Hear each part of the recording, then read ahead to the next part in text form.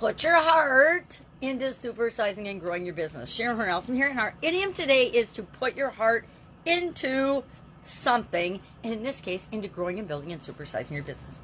Well, this idiom's been around since, they're not sure, they think it's been around since people believe it can be traced back to ancient times, when people believed that the heart was the center and the holder and the place that our emotions came from. And the most common of which, the most powerful of which is, of course, love.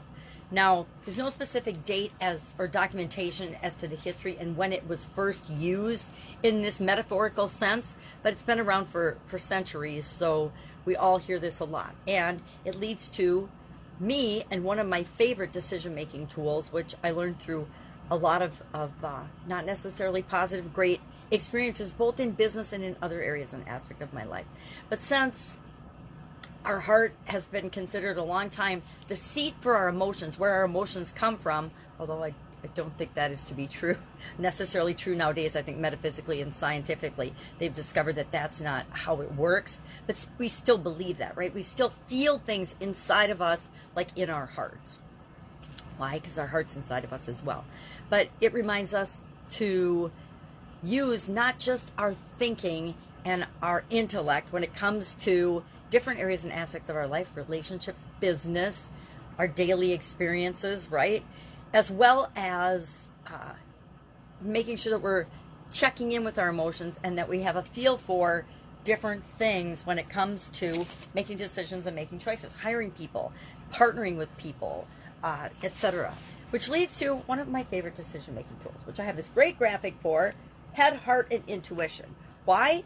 Because whenever I've made a decision, and I've actually gone back and reviewed my life in different areas, especially in the area of business, but whenever I made a decision where I didn't consider my heart or my intuition or either, and I just was making a, hey, this looks good on paper, these numbers make sense decision, and didn't check in with my heart or my gut, my intuition, I have had bad things happen. And I'm not talking a little bit bad, really bad things happen. And so I've learned that this is actually one of my favorite criteria for decision making and deciding among alternatives, among choices, among opportunities, on solutions to problems and what to do in any given situation. And now it's automatic for me to check in with each one of the options that I'm facing. Well, how does this look on paper? What objective things and measures can we look at? What do we know for sure? That's my thinking and my intellect. But then I have to tap into, well, how do I emotionally feel about this particular solution? Because sometimes the one that looks best on paper, there's just something that feels off about it. And again, I think that our heart and our intuition are where our feelings come from. I think more our intuition and that sixth sense that it's hard to quantify. So that's one of my favorite tools.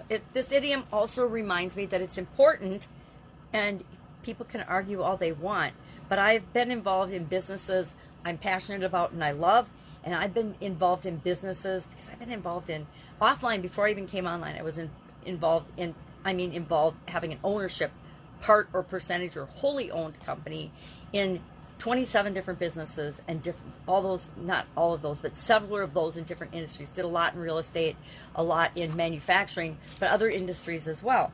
And I learned that the businesses that I was passionate about and loved, and some of them, of course, that's emotional and intuitive, whether we feel good about them or not. But there were some businesses we were involved in that it broke my heart. Every day it was sucking the soul and the life out of me. And those are the businesses that I chose not to participate in anymore. Are they awesome businesses? Do people make millions and billions of dollars in them? Yes.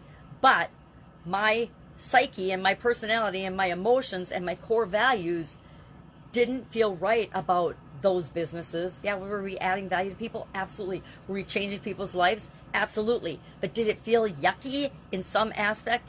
Yes. And so those are the businesses that I could no longer choose to participate in. And the other thing this idiom reminds me of, all of our businesses, whatever business you're involved in, and our lives as well, never go from this straight line from where we are to what we want, right? Straight up to what we want. Wouldn't that be, no, it would be boring if it did, but let's pretend it would be awesome. So what this idiom reminds me of, to put my heart into things, It reminds me to learn from the low points and the mistakes and the failures, and make sure I'm learning the lesson there, as well as taking a breather and celebrating the successes and the things that go well, so that we can apply and do more of what's going well, and we can learn from the things that aren't, and grow and build and supersize our business in a more positive, less stressful way that we can love and feel good about. So I would love to know your experience with this particular idiom. I definitely have said put your muscle into it, put your heart into it. You get out of things what you put into them, etc. So love to know your take on this. Share in the comments below, and I will of course see you tomorrow. Another interesting idiom.